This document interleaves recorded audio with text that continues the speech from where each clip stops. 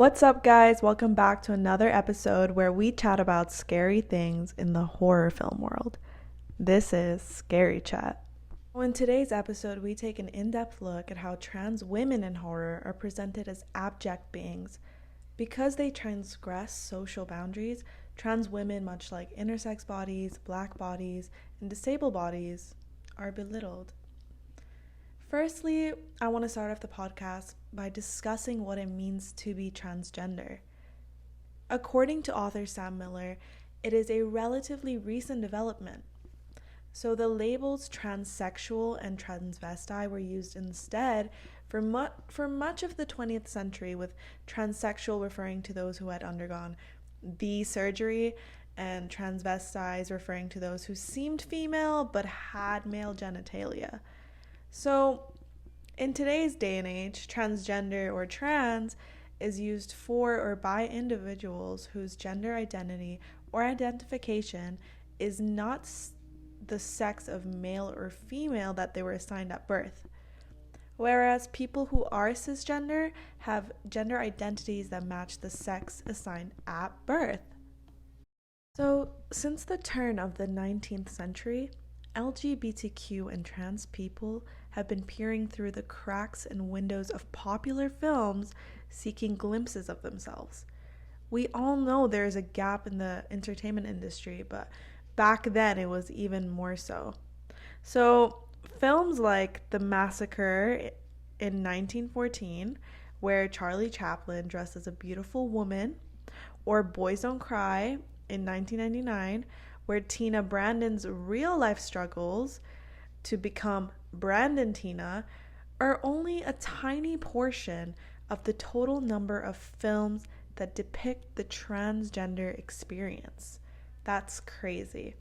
According to author Rebecca Bell Matorio, a Google search for transgender movies yielded about 159,000 results in 2018, and interest in trans individuals extends beyond the LGBTQ community. However, in the horror genre, transgender characters and tropes have always been prominent, but not in a positive light, not the way that we today as a society would have wanted it to be. So, it was those tropes were there to input the viewers. They're supposed to be scared of trans identities, and usually the ones that were presented on screen were transgender women. Now, I know some of you are probably horror fanatics since you're listening to Scary Chat right now. And I know, horror is a genre that often feels like it's not for queer people. I mean, understandably so. When we hear the word horror, it conjures up visions of violent brutality and sexual exploitations for many individuals. However, this is the same genre that depicts vulnerable women being ruthlessly followed, tortured, and maimed for the viewer's pleasure. So, I get it. It is hard to represent a feminist theory somehow, or for these films to be seen through a queer lens. I get it. It's hard to believe. But we're going to try. And according to author Lucy J. Miller, she states that the fear felt by the audience comes not only from the shock of an unexpected event occurring, but also from an unexpected encounter with the other. The other being transgender people when it comes to trans horror. And according to author Harry Benshoff, transgender representation in horror has 3 interrelated variables. So the first one being normality. So it's defined chiefly by heterosexual, patriarchal capitalism. And the second one being the other. In our case, for what we're going to talk about, is the transgender or homosexual or queer people. And they are embodied in the figure of the monster. So being like the antagonist of the film, the evil person, the one that we should hate. And thirdly, the relationship between the two. Now, you guys know I love horror. I love everything about horror. I love horror films. I love horror TV shows. I love going to horror places like haunted houses. Everything about horror I love. And you guys must love it too. You're my listeners on Scary Chat. And I want to remind you guys that horror films give a medium for spectators to project their own struggles with with dread, grief, death, and deal with those sentiments in a socially acceptable manner. And films like these transphobic horror films, they foster negative assumptions about trans identity by making trans women objects of dread. So let's get into it, examining a couple of horror films through a queer lens and how horror films reinforce harmful ideas about trans identity. But before I do continue, for people who have not seen these movies, I don't want to get any hate. I don't want to get any tweets threatening my life. So I'm going to give a spoiler warning on what films we're going to be talking about today on this podcast, on Scary Chat. So for my listeners, I'm going to tell you now, I will be discussing Psycho, of course, Dressed to Kill, Sleepaway Camp, the first one, like the original one, and Freaky. It's a new one, but yeah, just before we continue, I'm going to let you guys know these are the ones we're going to listen to. So Psycho. We all know the film Psycho, right? I mean, if you don't know what Psycho is, if you haven't watched it by now, I don't know what you're doing. Are you really a horror fan? Maybe you're starting out. I'm not gonna, you know what? Maybe you're starting out. So anyways, just for those who don't know, Psycho, directed by the Alfred Hitchcock in 1960, is regarded as one of the earliest slasher films ever made. Isn't that crazy? Where would horror be or slasher horror anyway, where would it be without Psycho? And like, we kind of all know the famous shower scene. Like, there's so many gifs on it on Twitter. And, you know, the perpetrator, Norman Bates, in the film, he disguises himself as his mother and he murders a lady to hide his identity from, the investigators. Guess what he does? He disguises himself as a woman. Isn't that, out of everything he could have disguised himself as, he chose a woman? It's just crazy to me because,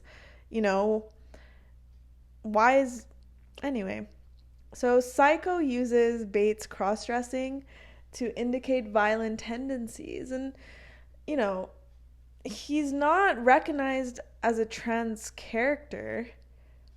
But Bates was one of the first films to represent how cross-dressing is correlated somehow with the predisposition to kill.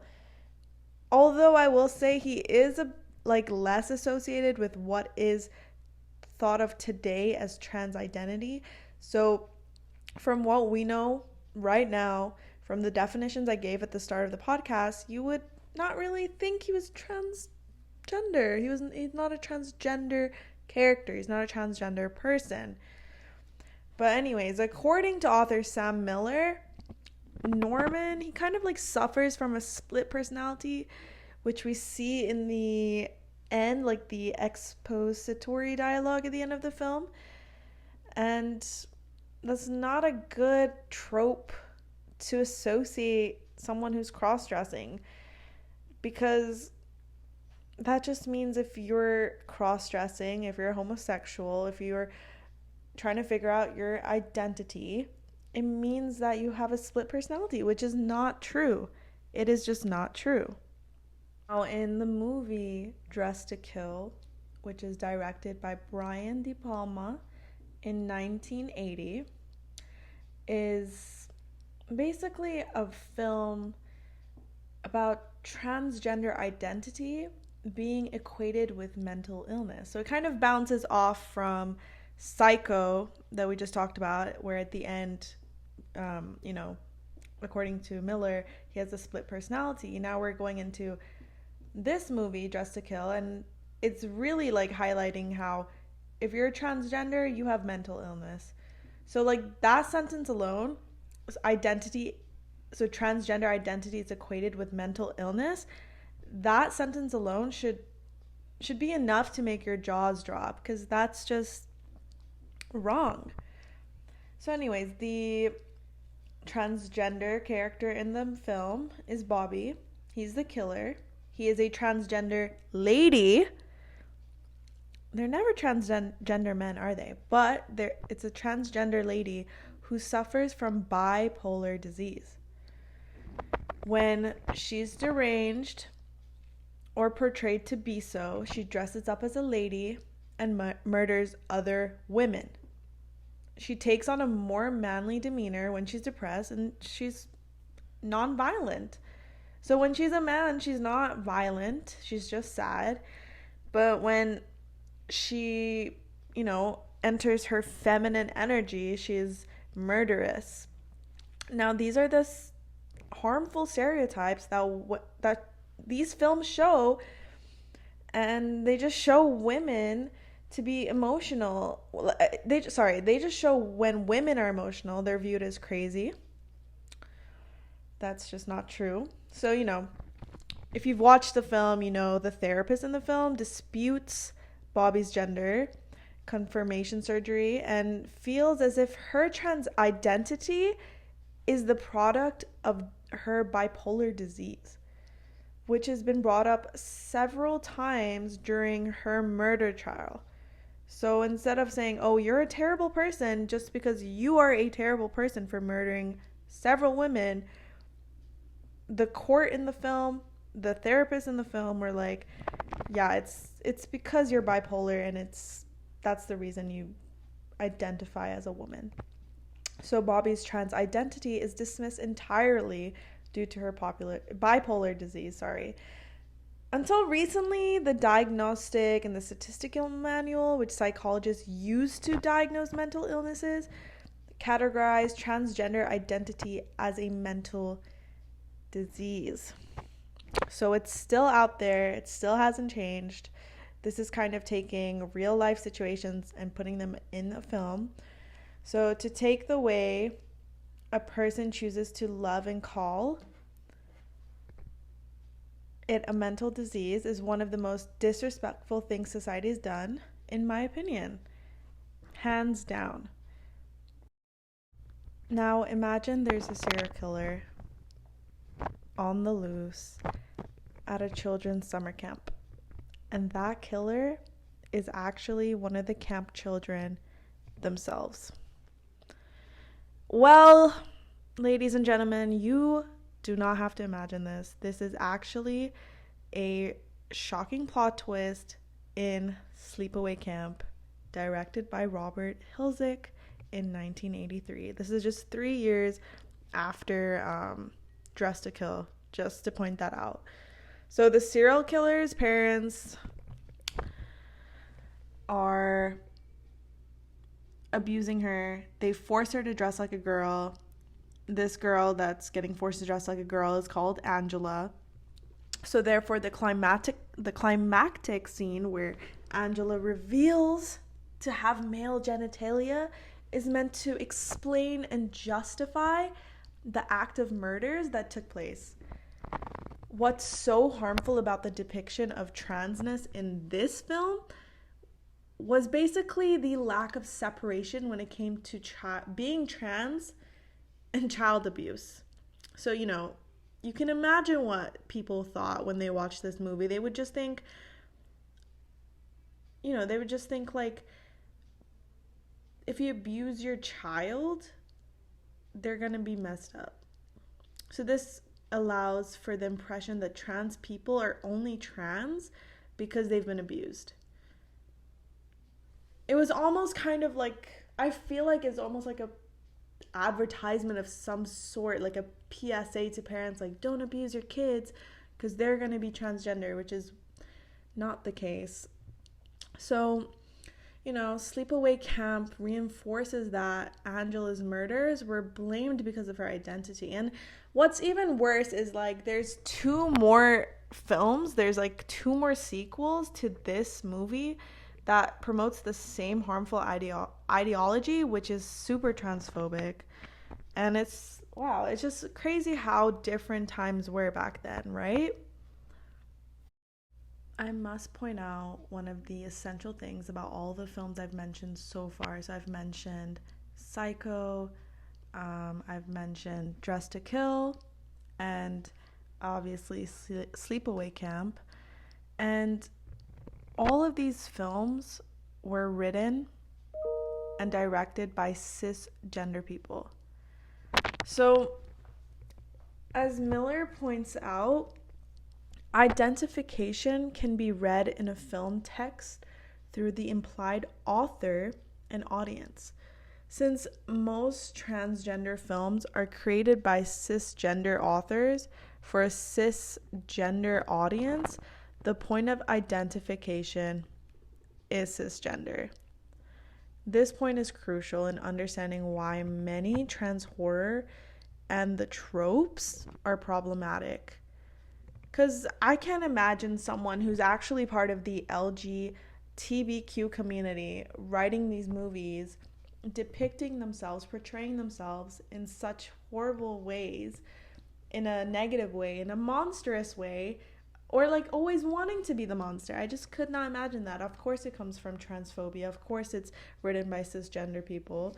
But anyway, but that is changing, guys. Guys, this is changing because in more recent times, we are receiving as a population, as audiences, as horror fans, we're receiving more horror content that's written and directed by members of the LGBTQ community, allowing for a more authentic, queer eye lens into whatever horror narrative that they want to show on screen. It's finally their time. It's finally time to see an authentic viewpoint. Hold up. I do want to stop this podcast for 1 second to make a really special announcement. I think all my Scary Chat fans will be super excited about this one. We're, I think, 2 weeks away from Christmas, and I'm sure a lot of you guys have not done your Christmas shopping, and I am so happy to announce the launch of Scary Chat's merch website. So if you go on right now, or after you listen to this podcast actually, because I don't want you guys missing out on more cool things I'm about to say about trans horror. So if you go to Scary Chat Horror, I know my podcast is called Scary Chat, but if you go scarychathorror.com and you become a member by putting in your email, signing up, you get 20% off your first order, plus other neat perks and exclusive savings to make gift season easier. What can you get? You wonder, what can you get? The coolest merch ever. And because of this episode, I have made the merch trans horror related, so you can get your Psycho sleep mask, your what else is there on my website? The Rocker Horror Picture Show poster and stickers. A lot of things. Your Nightmare on Elm Street face mask. That's scary. This is the type of merch you need to get your horror fan friends, or even yourself, like anything that's gonna be horror related. So moving on, now we're gonna be looking at a more contemporary trans horror movie, because the past three have been in the 60s and the 80s. So this film might not be as popular to you guys.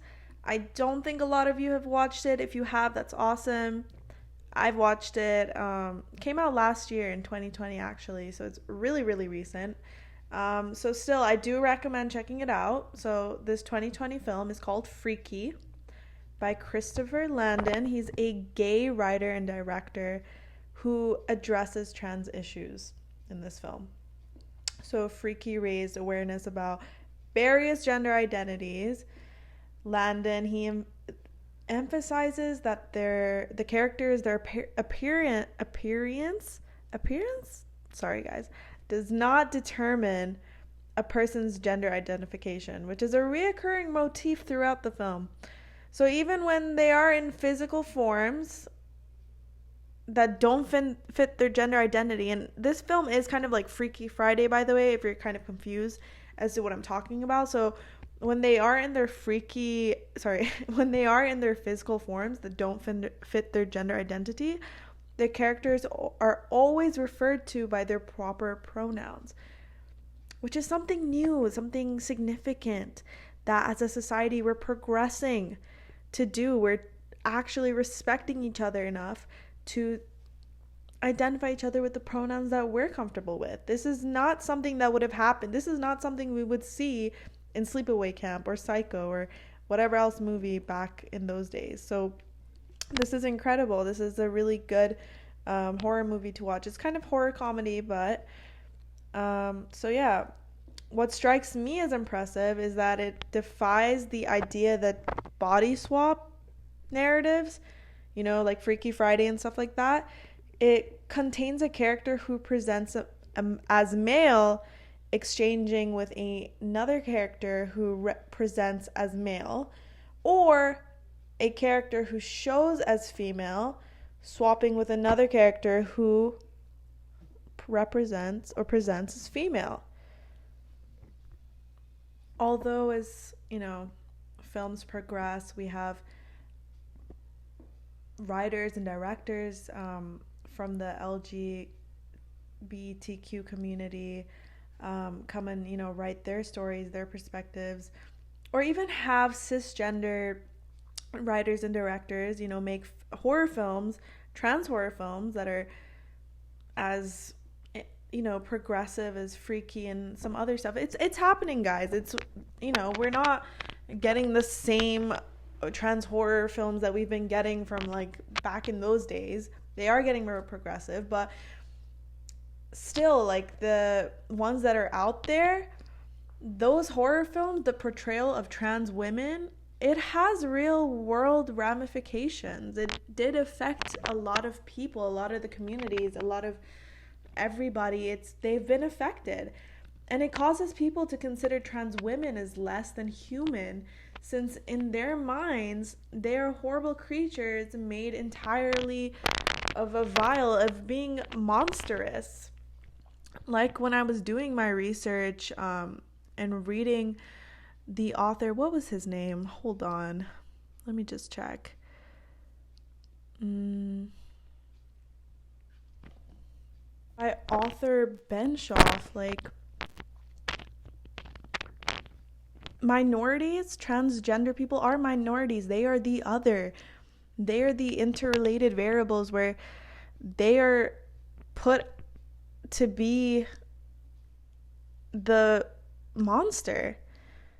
So it's hard for people who are in that community to not feel like they're a monster. And as appalling as the murder rate of trans people are, particularly trans women of color, this demonstrates the misguided views that leads to these violence in the actual world. So we do need more progressive trans horror films to stop, cancel out these tropes, make them, they are myths, but really show like they are myths.